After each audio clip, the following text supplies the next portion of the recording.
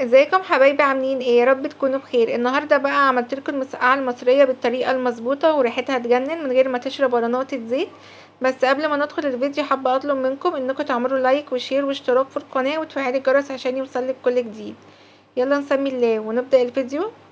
اول حاجه معايا الخضار اللي انا غسلاه ومنشفاه كويس قوي. معايا بتنجانيه رومي كبيره، ومعايا 8 حبات من الطماطم، ومعايا 8 قرون من الفلفل، والفلفل دوت حامي على بارد.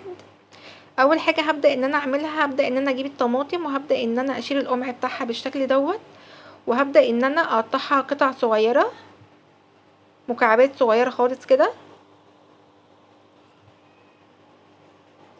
هخلص كميه الطماطم كلها بالتقطيعه دي. انا كنت خلصت الطماطم كلها.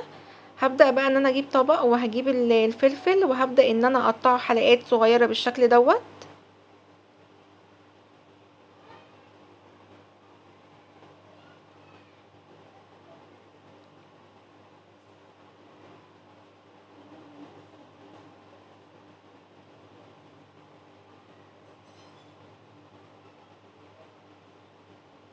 هنا كنت خلصت الفلفل كله. بعد كده معايا 5 حبات من الثوم، هبدا ان انا انعمهم بالشكل دوت كده. معايا بقى طاسة على النار فيها زيت، قدحته كويس وسخنت الزيت. بعد كده هنزل بالتومة وهبدأ اشوحها لغاية ما تديني اللون الذهبي.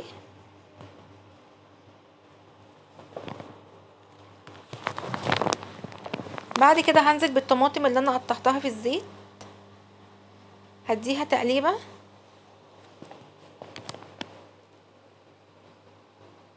الطماطم دي بقى هضيف لها كوباية من المية، مية عادي من الحنفية. بعد كده معايا نص معلقة من الملح. هبدأ اقلب الملح مع الطماطم بالشكل دوت كده، وهسيبها بقى على النار لغاية ما تتسبك.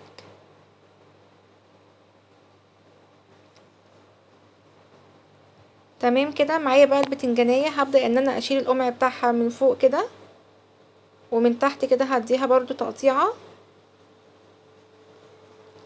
هنقطع البتنجانية بالأربعة كده بالشكل اللي انتوا شايفينه كده، شرايح كده طولية. بعد كده كل كده ايه حرف كده منها هبدأ ان انا اقطع البتنجانية مكعبات صغيرة. لا صغيرة قوي ولا كبيرة قوي، يعني مش عايزين نصغرها جامد عشان ما تنشفش مننا في الزيت. تمام. هبدأ ان انا اعملها مكعبات بالشكل دوت وتكون حجمها واحد. في زيت بقى على النار مقدوح كويس، هنزل بالزيت، هنزل في الزيت كده بالبتنجان. طبعا انا معليه النار على البتنجان عشان ما يشربش زيت. شايفين ما شاء الله لونه ذهبي ازاي.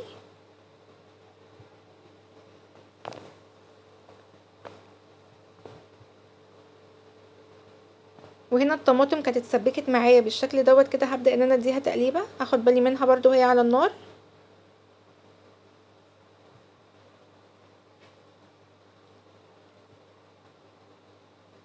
هبدا انزل بالفلفل كله اللي انا عملته، هديله تشويحه بسيطه بس انا مش هحمره.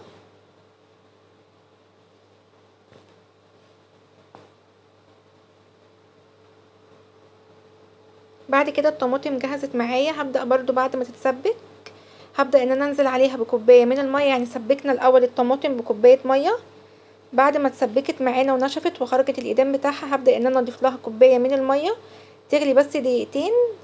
وهبدا بقى ان انزل هنزل بالبتنجان اللي انا حمرته، وهضيف عليه برضو الفلفل.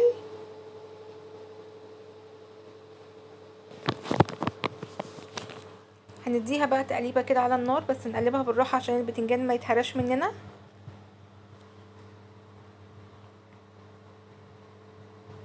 هسيبها دقيقتين بس على النار تغلي بس كده مع بعضها. كانت بالشكل الجميل دوت. وهنا كان الشكل النهائي معايا بعد ما خلصتها. بجد والله جربوها، من اطعم المسقعه، اطعم مسقعه انتوا دقتوها وعملتوها. طريقتها سهله، ما خدتش معايا اي حاجه، ما احتاجناش لخلاط ولا اي حاجه. طريقتها فعلا جميله وعلى تجربه، ويا ريت تجربيها وتقولي لي رايك في الكومنتات. وشير ولايك لو عجبك الفيديو. اشوفكم في فيديو جديد، مع السلامه.